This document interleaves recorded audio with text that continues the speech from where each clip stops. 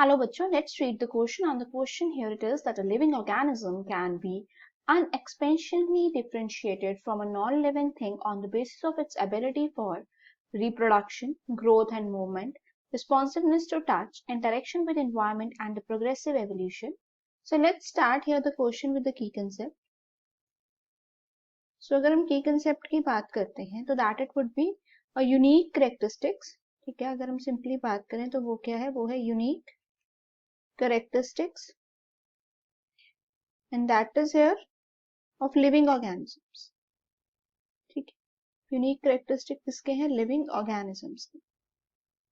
जो living organisms होते हैं ना, उनमें कुछ ऐसी कैरेक्टर्स होते हैं जो कि उनको डिस्टिंग्विश करते हैं, डिफरेंशिएट करते हैं, जो कि उनको डिफरेंशिएट करते हैं फ्रॉम नॉन लिविंग से. नाउ अगर हम देखते हैं यहाँ पर सबसे पहले हम लोग डिस्कस कर लेते हैं ऑप्शन ए को. सो ऑप्शन ए यहाँ पे क्या है, that it would be reproduction. So अगर मैं रिप्रोडक्शन की बात करूं, ऑल लिविंग ऑर्गेनिज्म, जितने भी लिविंग ऑर्गेनिजम्स हैं, they have ability to reproduce. ठीक है, उनमें ये क्षमता होती है कि वो रिप्रोडक्शन जो है वो शो करते हैं. चाहे प्रोकैरियोट्स यूकैरियोट्स दोनों हम लोग ले सकते हैं, but there are exceptions also. Exception में हम लोग बात कर सकते हैं कि there are certain sterile couples. ठीक है, कुछ सर्टाइल कपल्स भी होते हैं जो रिप्रोड्यूस नहीं करते हैं, दैट डू नॉट रिप्रोड्यूस. तो दैट्स वाई ये ऑप्शन तो करेक्ट नहीं होगी. The next here it is option B, जो है वो है मूवमेंट एंड ग्रोथ.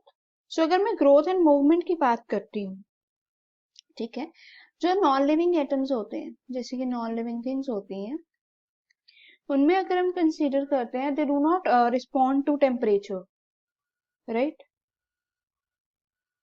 अगर हम बात करते हैं ऑप्शन बी की, तो that is what a movement and growth. जो मूवमेंट एंड ग्रोथ है ना, ग्रोथ जो है वो एक करेक्टरिस्टिक फीचर होता है लिविंग बीइंग का कि वो ग्रो कर रहे हैं. बट अगर आप देखें तो नॉन लिविंग थिंग्स में भी, जैसे कि माउंटेन्स होते हैं, उनकी भी तो ग्रोथ होती है ना, accumulation of material, accumulation of soil से. ठीक है ना, उनमें तो ग्रोथ दिखती है. तो इस वजह से ये भी जो है वो करेक्ट आंसर नहीं है. मूवमेंट जो लिविंग बीइंग का क्रिएचर है, बट अगर हम बात करते हैं मूवमेंट की, तो प्लांट्स हैं, they don't move but they are living. Simple सी बात है कि जो प्लांट्स होते हैं वो तो मूव नहीं करते, but they are considered to be as a living, right.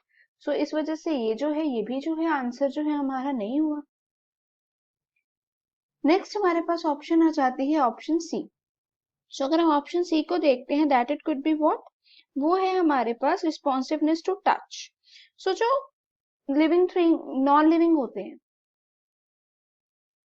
जो नॉन लिविंग होते हैं, ये रिस्पॉन्ड नहीं करते, they will not respond to temperature, even they are not responding to light, water, any environmental change. But there are certain exceptions.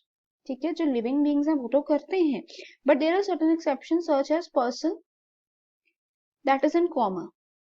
अगर कोई person comma में है तो वो रिस्पॉन्ड नहीं करेगा, that will not respond to the stimuli. So ये भी जो है वो करेक्ट आंसर नहीं है. अब हमारे पास आ गई option D, that it could be, यहाँ पे है वो interaction with environment and progressive evolution. ठीक है, अगर हम इसकी बात करते हैं तो जो लिविंग ऑर्गेनिज्म है, they are showing, living organisms, they particularly show progressive evolution. ठीक है, वो प्रोग्रेसिव एवोल्यूशन जो है वो शो करते हैं due to the fact that they evolved. क्यों, किस फैक्ट से कि ये क्या है, ये इवॉल्व्ड है from, you can say, the primordial sort of life. That could be here a primordial sort of life. And even you know that all living things, they have capacity to reproduce themselves. ठीक है, तो यहाँ पर अगर हम देखते हैं ना, तो ये जो है that they have interaction with environment. yes, living organism की जो interaction होती है वो environment के साथ होती है. तो this would be the right answer, option D. Hope it is clear. All the best.